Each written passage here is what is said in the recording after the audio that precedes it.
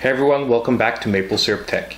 Today we're going to be taking a look at Cooler Master's MASTERAIR Pro 3, a cooler that in the past I'd skipped over simply because price to spec wise it wasn't really too interesting to me, because the original price that it used to be found at was between $35 to $40 Canadian, which roughly estimates out to between 30 to 35 American. But lately, especially at CanadaComputers.com, it's been on sale for between $20 to $25. And at that price, the specs are really interesting to me. So I wanted to take a look at the cooler and see if it was worth it at those discount prices.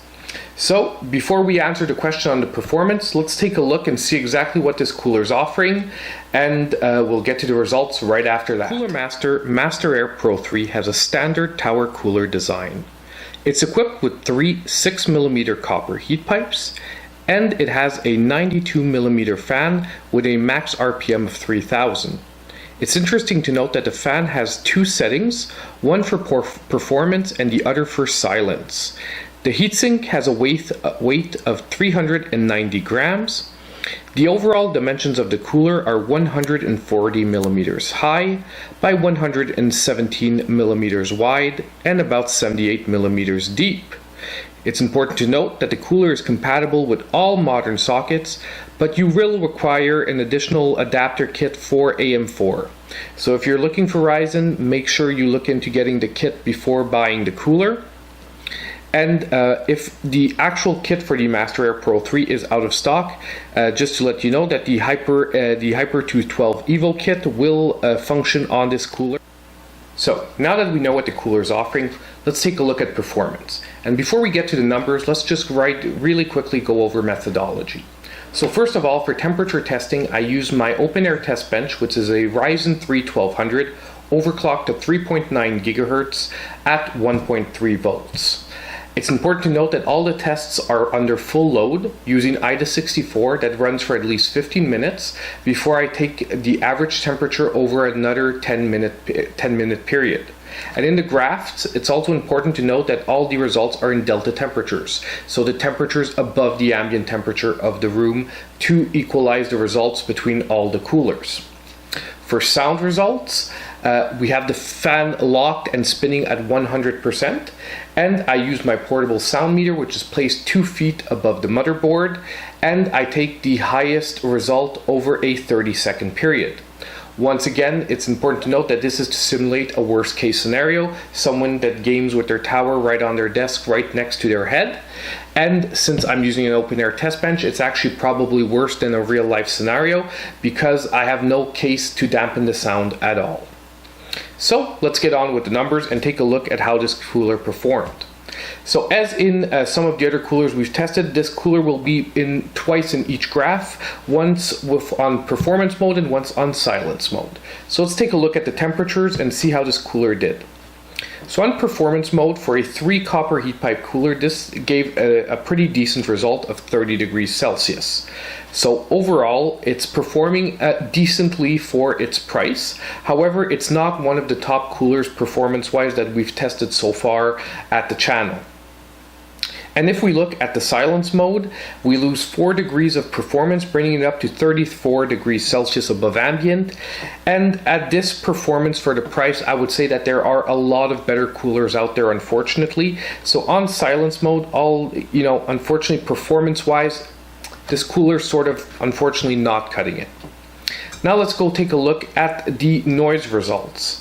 So noise-wise, once again, this cooler on performance mode put up a pretty decent result at 45 decibels. It puts it in, I would say, the average cooler for this price. So there are quieter coolers, and there are louder coolers.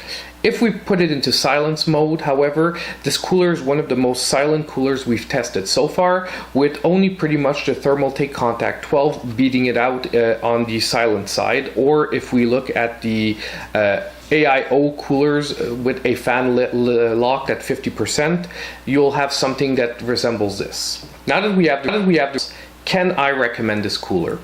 And this cooler, the recommendation is a big maybe.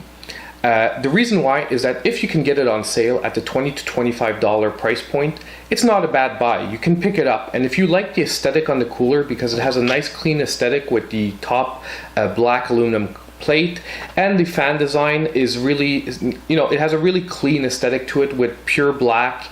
If you want a clean build, it'll be a very nice cooler to include in your build. And the fact that the fan has two modes, silent or performance, is also appreciated, because overall, depending on what your focus is, if you're overclocking or not, you can go for more silent. If you are overclocking all the way, you can go for more for performance. But the reason it's a big maybe is because there are other coolers out on the market that offer the exact same idea as this cooler, but do it better.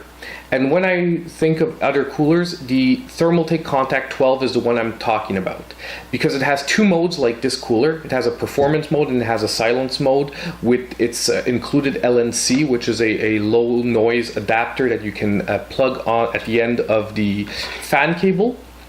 And at the performance level, the Thermaltake Contact 12 performs better than this one on performance mode, and is about the same, you know, noise-wise is about exactly the same as this cooler. So you're getting a cooler at the same price point, which is around $25, that actually in performance mode performs better and is not any noisier.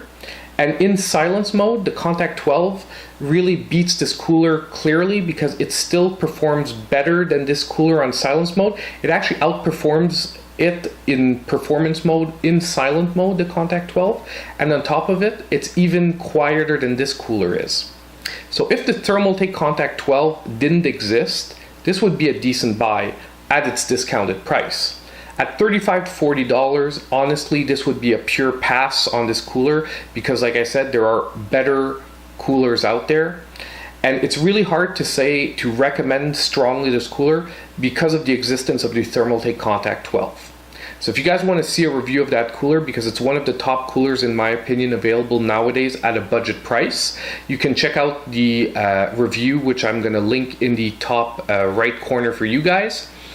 And as usual, your likes and subscriptions are really important to keep the channel growing.